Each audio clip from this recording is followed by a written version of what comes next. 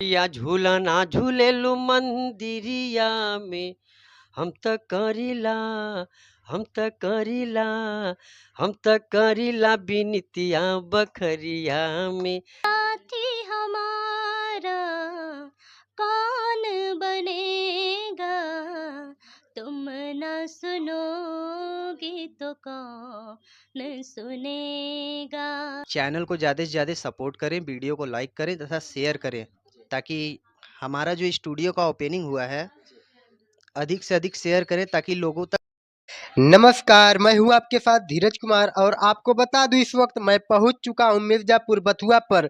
आज यहां पर एक स्टूडियो का न्यू ओपनिंग है और उद्घाटन है, तो आइए हम स्टूडियो के ओनर से बात करते हैं और जानने का प्रयास करते हैं। सबसे पहले दीदी हम आपका नाम जानना चाहते हैं। मेरा नाम निर्मला प्रजापति है, मैं यूपी मिर्ज़ापुर से बिलोंग करती हूँ। सबसे पहले तो आप सब आपके चैनल से जितने